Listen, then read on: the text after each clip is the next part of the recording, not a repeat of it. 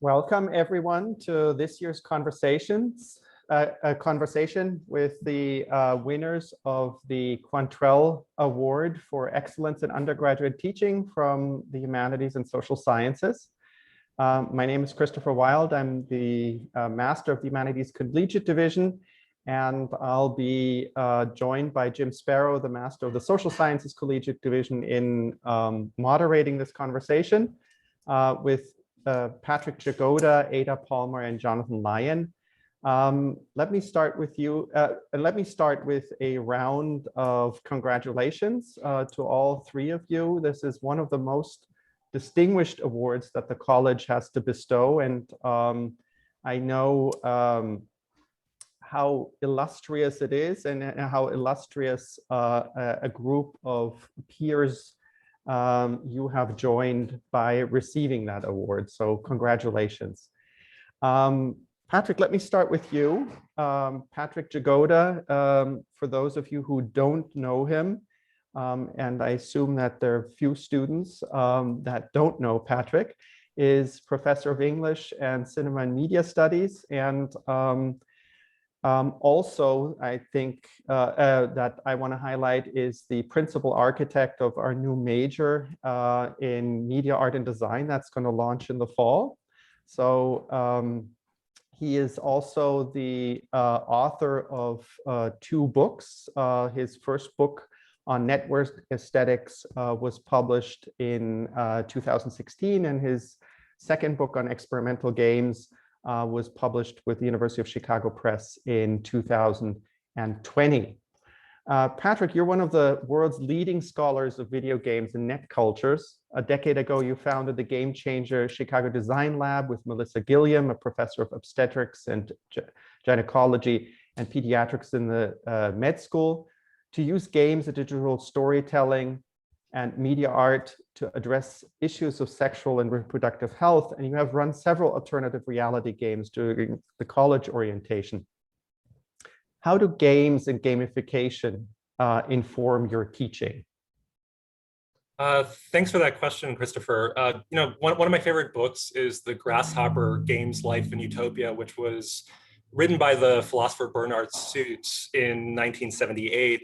And coincidentally, Suits received his BA and MA in philosophy from the University of Chicago. And that book is essentially a strange Socratic dialogue that uses parables to argue that utopia should be founded on game playing. So games seem extremely frivolous, right? So why should that be the case? Well, basically he argues that when we play games, we do this because we value the activity for its own sake. And of course, many games can be instrumental, right? So like someone playing in the NBA might stop enjoying that game because they're playing it as a profession and in order to make money. But by and large, a game or a process of play is non-instrumental. And people engage in like countless activities for extrinsic reasons, right? Many people have jobs to make money, or we exercise to maintain health. But gameplay has this intrinsic value. And Suits argues that utopia might be a world where people undertake only activities for their own sake, as if they were playing games. Well, even if we let go of utopia for a moment, I believe that that education could be utopian in exactly this sort of way. So as someone who designs games, I've always thought that the most fruitful learning is a subset of play. And I try to engage my students in playful activities like collaborative making or social experiments or actual gameplay. And the power of games in pedagogy also comes from their capacity to make us aware of the rules that govern our social, economic, and political lives, right? And to find ways to change those rules, especially when they're unjust. And then finally, I think games are a space of safe failure. So they're one of the few zones in American life in which people are allowed to fail and learn from that failure. So we do this when we play and lose at a board game or a video game. And as a teacher, I take from this property of games and always try to turn my classroom into spaces of safe failure.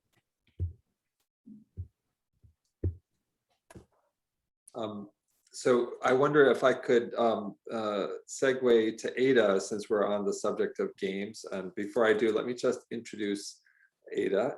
Ada Palmer is an associate professor of early modern European history at the college.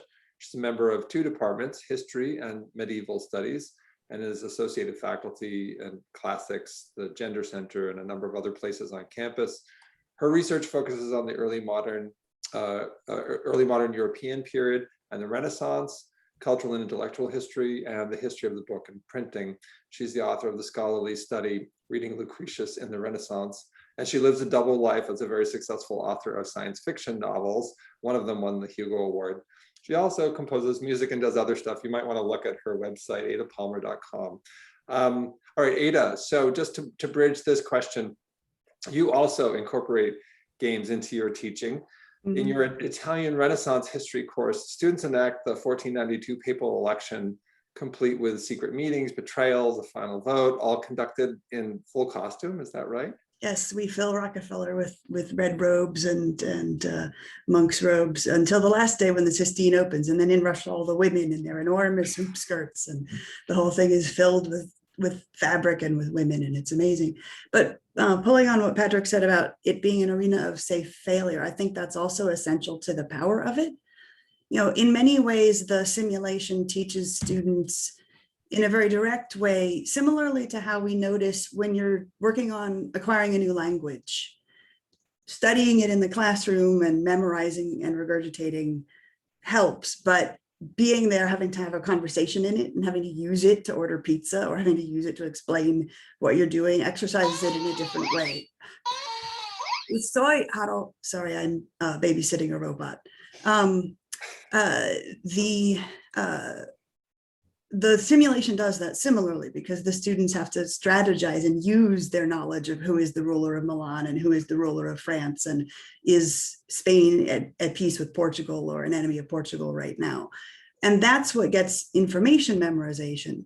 But a second element of the game is that people often learn and discover things about themselves in the course of the tension and the creation of alliances. And often it'll be new skills. A lot of students come out of it having been the leader of a team and say, oh, I didn't actually realize I was really good at leading teams before, but I have great leadership skills. That's an exciting self-discovery from the game.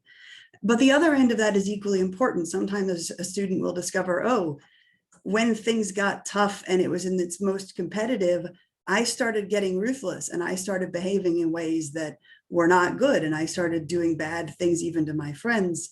That's a really valuable thing to discover in a game, and to discover when you're still a student, and not to discover 2 years after graduation when you're in a high stakes place in your new job. So that the gaming teaches you about strengths, but also about weaknesses, even as it's also teaching whatever the material is that the subject of the game focuses on. So it's one of the teaching tools that teaches the most different things at the same time that I've ever discovered. So you're talking there at the end about empathy. I don't know if Patrick has picked up on the role of empathy in games, or trying to put yourself in another person's shoes just through role playing in different forms. Could you both talk a little bit about the empathy and dramaturgy and kind of the sort of theatrical, dramatic muscles that one has to exercise, and how they structure the imagination for students? Yeah, Patrick, do you want to start? Sure. Yeah, I mean, I think performance is really important for both of us, right? I mean, we're both really interested in LARPing and alternate reality games and role playing, not just the kind of conventional competitive video games that kind of make up the core of the market. And that's a key part of both of our teaching.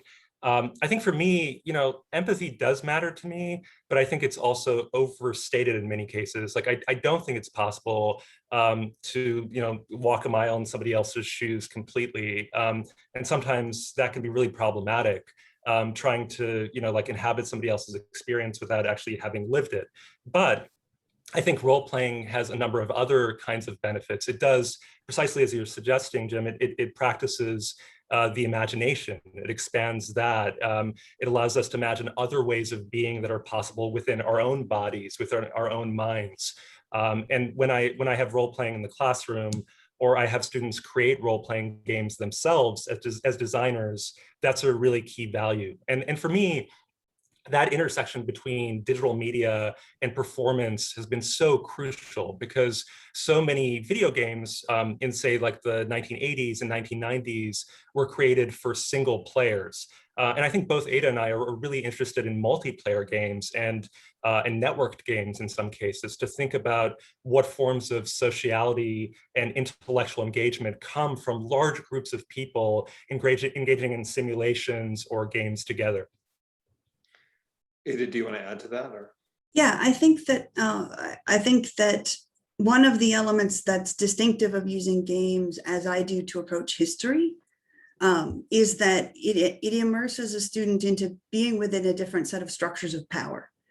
And the empathy end often comes in, at the end of this simulation, you don't actually know what it's like to live in 1492, and you don't actually know what it's like to live with an enmity of the fact that your father was murdered by your rival's father and all of this. But you have operated within a simulation of structures of power different from the structures of power you're used to. And you've had a set of goals: protecting your home city, achieving peace, achieving wealth or stability for your family. And you've felt how the structures of power around you make that hard. And especially in something like the election of 1492, how the structures of power often mean that the best way to achieve the thing you most need, protecting what you most value, is to become complicit in something terrible that other people are doing, like supporting a very warlike pope in return for him promising to protect your thing.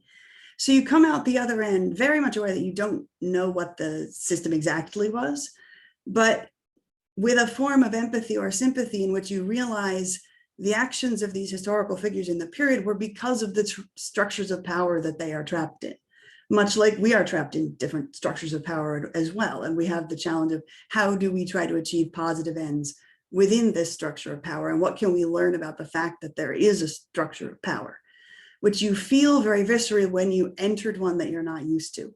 So one of the very positive outcomes of it is that students come out the other end with a better sense of what people mean when they talk about systemic inequality, when they talk about there being structures of perverse incentive that cause this particular thing. The most powerful conversation I think we ever had after one of these simulations was when we ran it in 2016, because my students negotiated and elected a terrible pope, and he started an enormous war, and we destroyed part of Europe. And then Trump was elected the next week. And instead of, as many, and indeed in my other class that year, the students came in after that with a sort of sense of sullenness and blame, and people are so stupid, how can they make X choice? The students in that class came in with, I understand it's the system, and we need to understand what the incentives are, and that many people support a thing because they have one thing they value, and therefore they can get that thing by going with the other. They were prepared to analyze it constructively and realize that we need to understand what the systems are that enable a set of choices and a set of incentives that do this, which is an immensely valuable thing to take away, because it makes you more prepared to think about a whole system empathetically, in that you're not blaming the people who are there. And we need this in the present, and we need it in the past, because in the past, it's very easy for students who are just reading summaries of what happened to say, why didn't the Guelphs and Ghibellines just not have a feud? Or why didn't they just stop having the French wars of religion if it was obvious that they were going to lose? And the answer is, when you're within the system, it's much more complex than that. So it creates a sense of empathy for other situations by realizing that it's not trivial to choose not to do X when X is worked into the system of a culture in the past or in our present. And I think that's an invaluable lesson for both understanding history and being more prepared to understand structures that we're living in right now.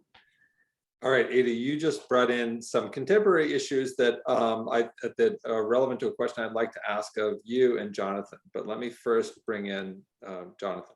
So Jonathan Lyon is an associate professor of medieval history in the college.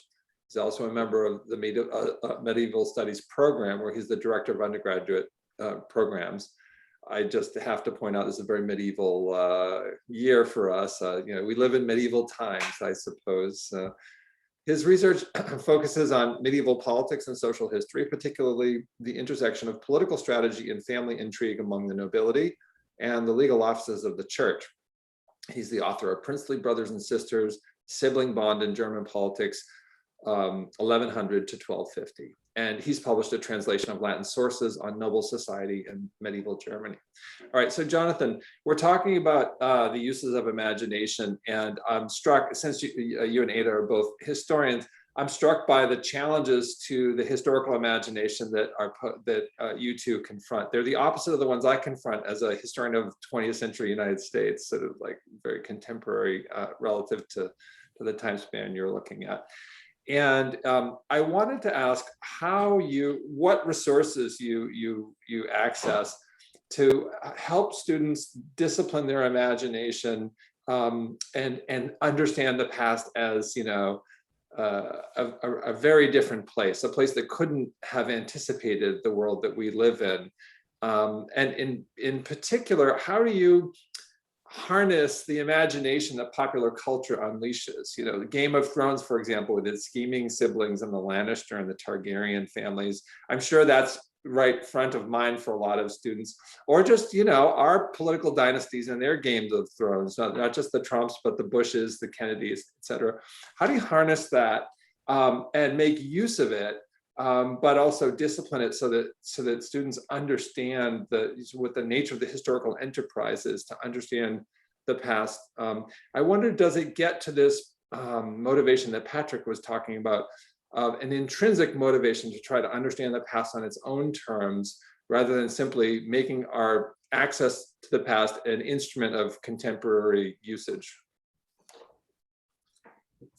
Yeah, so thank you, Jim, and thank you, Patrick and Ada, for a wonderful conversation to this point. And I think while you were talking, all kinds of ideas were coming into my head, because, Jim, you're absolutely right that popular culture has an enormous impact on the classroom for the Middle Ages, for the Renaissance period. You mentioned Game of Thrones, but I've had students walk into my office hours with their computer open, with Crusader kings running, wanting to ask me questions about what's happening in the game at particular moments and historical accuracy of things. So, games, and of course, Lord of the Rings, and all of this gets wrapped up into what Patrick and Ada have been talking about with fiction and gaming. And I think what Ada's trying to get at with her papal election is something that I try to do differently. I'm very much someone who brings in and has my students read lots and lots of primary sources, medieval texts in translation in all of my classes. And that, to me, is the first step to making them realize that history is much messier than they probably think it is. That, you mentioned something like family politics, and, I think most students who walk into one of my classes where we talk about politics have some kind of general sense of, oh, the king dies and his eldest son succeeds him, and maybe there's some kind of messy little civil war. But, once you read the text, you realize that there's a million different possibilities for how the transfer of power can play out, and that no game can possibly capture as many different variables as history has actually given us for how these things play out. And so that's what I love to do, is get my students reading the sources, making the connections across sources, and pushing them to realize that inevitably their stereotypical, oversimplified view of the past, that everything is much, much messier than they probably expected when they walked into the classroom. Ada, you want to jump in on that? Yeah, I use primary sources very similarly, and especially, and I think Jonathan does this as well, the kinds of primary sources that are messier and less formal. Because students are often presented a treatise, you start in the core and you're reading some Plato, and you're reading some Locke or some Hobbes or some Machiavelli's Prince, and those are primary sources from the past, but they're very different from a letter where Machiavelli is complaining that his salary is late and his clothes are scruffy and he's going to embarrass Florence in front of everybody at court because he has to go talk to the king or the pope, and his clothes are scruffy and he can't buy new clothes because his money isn't there, and it's much more human, and you realize, oh wow, these impressive people that I usually think of as a marble bust on a pedestal did laundry and ran out of money and worried about their salary and worried about the safety of their cities and felt like they were in crisis, because we tend to present to students most often the sort of polished, formal, distanced, philosophically oriented works, and not the panic. I woke up in the middle of the night realizing the Swiss might invade, help, Machiavelli, and then his friend writes back, it's like, it's okay, they haven't invaded yet, we'll worry about France instead.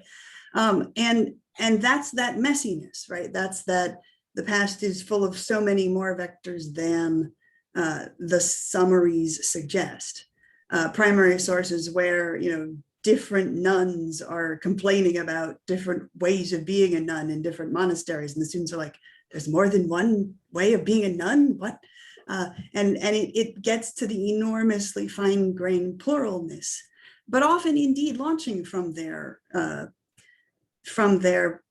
popular culture beginning. And I think it's very important early in a class, as you're establishing relations with them, to invite questions about popular culture, to actively say, and if you have questions based on a video game or a book or a thing you've seen there, please do ask them. Those are launching points for curiosity, and those are valuable bases for comparison. When I'm doing my intro Italian Renaissance course, I always emphatically invite this by having a PowerPoint where I'm showing different architecture, and then I get to the Palazzo Vecchio and I explain what it is, and then I say, yes, you climbed this in Assassin's Creed. Yes, it's where your father was imprisoned before they executed him.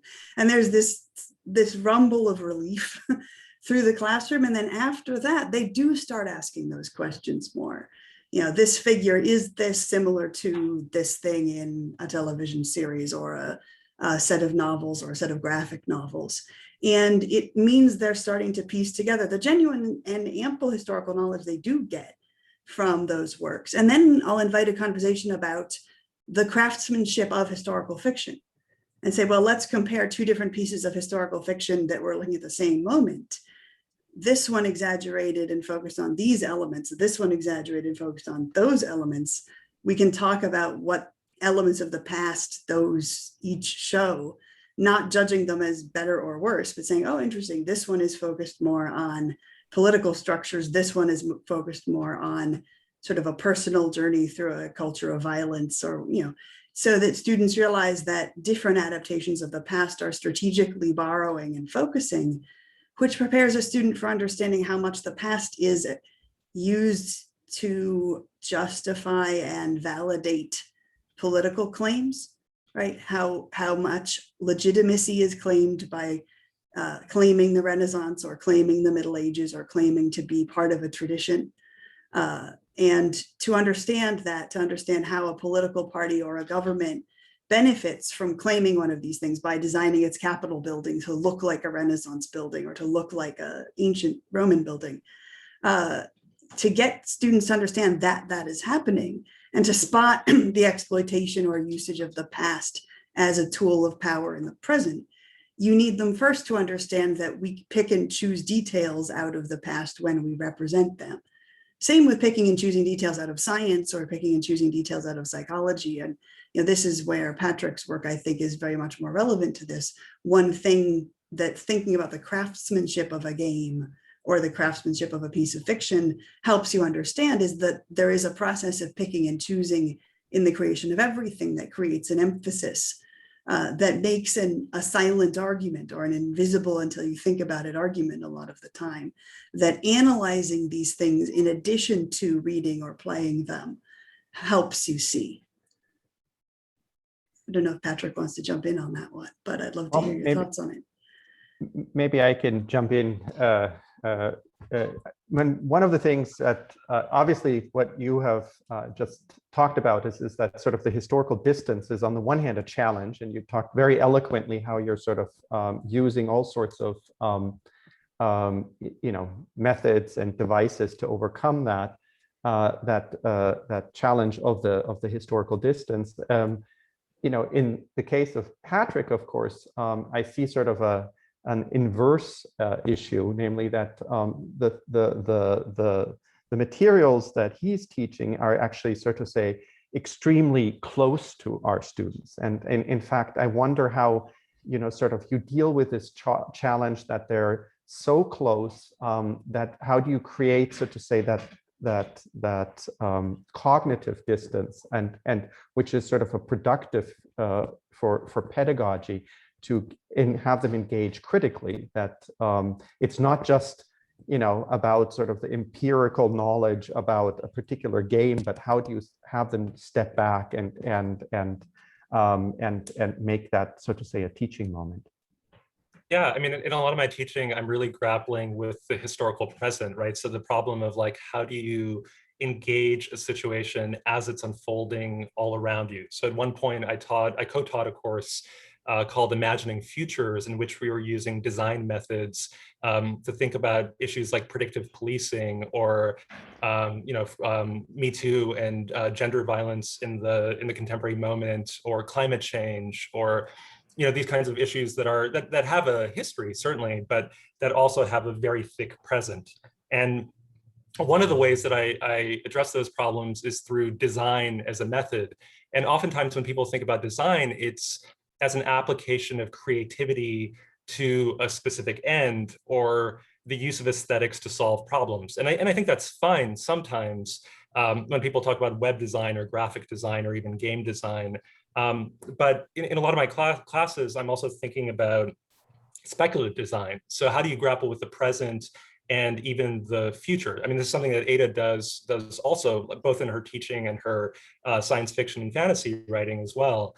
And I'll give you just one really quick example, which is I taught a course about climate change and media, and I had the students use any medium they wanted to create one object that could belong to the world 30 years from now, with an emphasis on the status of climate change. So the idea was they shouldn't create an entire world or a detailed narrative. Rather, their one object was meant to evoke the future world in some way. It's ways of life, it's forms of action, ways that people thought about race and gender and sexuality one generation hence.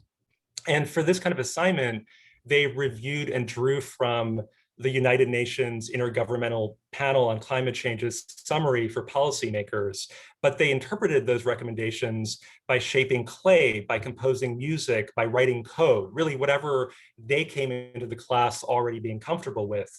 And for me, in that context, design wasn't about a solution-oriented craft. It was also about alternative ways of thinking with one's hands in order to produce an alternate imagination. But I think what you're saying, Chris, is entirely right, which is when we think about the present or the future, sometimes we fall back on tropes or genres that we already know. And that's okay. A genre is a way of knowing. It's a way of perceiving and limiting a kind of field of thinking. But on the other hand, I really try to sort of like use speculative design to limber up the thinking of my students so they go to places that they didn't entirely expect. And often that takes them back to the present and even to the historical past as well. But it's a way of throwing them off of their game so they can have more expansive thoughts. Yeah, Patrick already gave the cue, Ada. I wonder how, in terms of speculative design, I wonder how your work as writing science fiction actually, how does that inform your teaching and how you think about yourself as a pedagogue? Certainly, it comes into it a lot, and people sometimes, hearing that I'm a historian, but I write science fiction, say, aren't those opposite, the past and the future? And I say, actually, the past and the future are more similar to each other than anything else. It's a long period of time in which culture changes and evolves and advances and faces new challenges. And thinking about the past and its evolution is an amazing tool for imagining what things could happen in the future and what challenges they could pose. So, Patrick and I were both this year working on games that were oriented around climate change, also the year before. And in the Exoterra one, which I designed to collaborate with a number of courses, including the climate change course and the policing and sociology work, sort of a project designed for the Black Lives Matter conversation, as well as for other conversations this year. One of the things that the participating students who are imagining themselves as space settlers settling in a terraformed planet in the future, several centuries in the future, is that this was a future in which Earth was very seriously devastated by climate change, but there was also international cooperation, and there has been a semi-recovery. And now Earth is having a climate change denial movement, and people who insist, oh, Florida was never real. Those old maps are fake. This wasn't really a problem. Let's start using those old dirty technologies again, which is modeled on other denialist movements that we see in our contemporary culture. But then the challenge for students is, how can we design a culture to encourage our kids that we have on this planet to never fall for this and never doubt that climate change is a big problem and that we have to design climate sensitive technologies.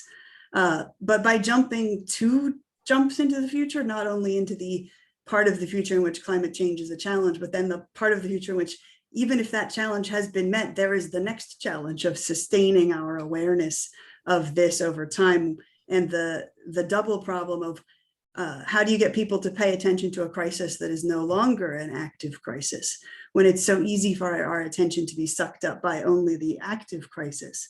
It's a way of thinking about a problem that is a current crisis now, and realizing that even a crisis can have different challenges along the way over time. So I thought of that question because of being a historian and being aware of things like denial of the Holocaust or denial of elements of violence in different bits of medieval society or Renaissance society as they are imagined and invoked in different modern narratives. And so that's where the being a historian, but also thinking about the future, layer up to create a set of questions that again invite students to create based on their own expertise, depending on whether this is a bio major or a geophysical sciences major or a sociology major. And so some of them approach this through, here is the way to design the fuel system for the future city so that it'll be green. Others saying, here is how to make the museum exhibit about the history of climate and climate change and colonialism so that the kids raised in our culture will see and understand these things. Similarly to approaching it with clay or approaching it with code, in this case, approaching it with geology, approaching it with chemical engineering expertise, or approaching it with a focus on culture and museum design. These are the different skills of those students coming from many majors, all invited to create something new as a result of the questions generated by thinking about the past and using it to imagine a possible situation in the future.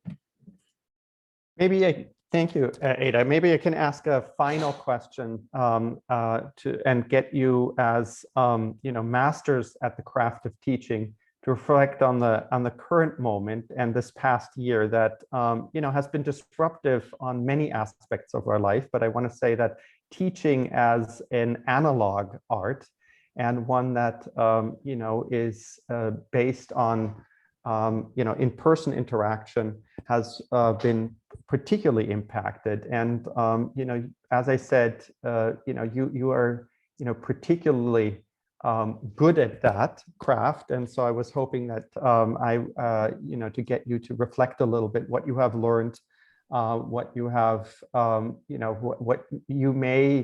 what you may continue to do after we are back in the classroom.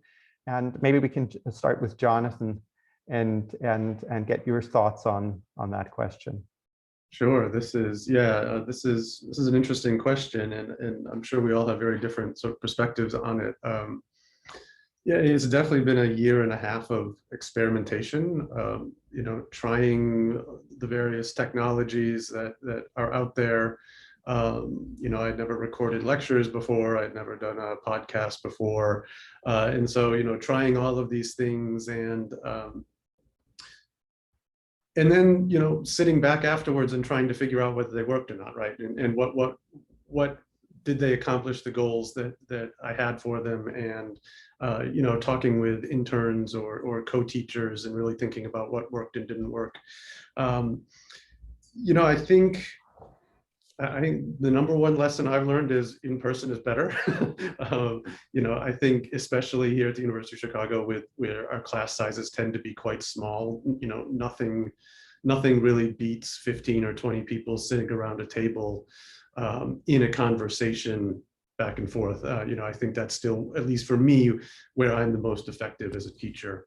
But I do think, you know, I think the other thing that I've learned most importantly is that the core of my teaching philosophy, which is sort of getting students to read texts and putting together texts that they never thought would be connected to each other, you know, in a gender class, reading Judith Butler on gender as performance, then reading a Lancelot legend from the Middle Ages and thinking about masculinity in a text like that. You know, I still think the core of what I do, which is putting together unexpected texts and seeing if students can tease out unexpected connections, is something that's going to stay with me as regardless of what teaching looks like moving forward. Patrick, Ada, who wants to jump in next? Sure.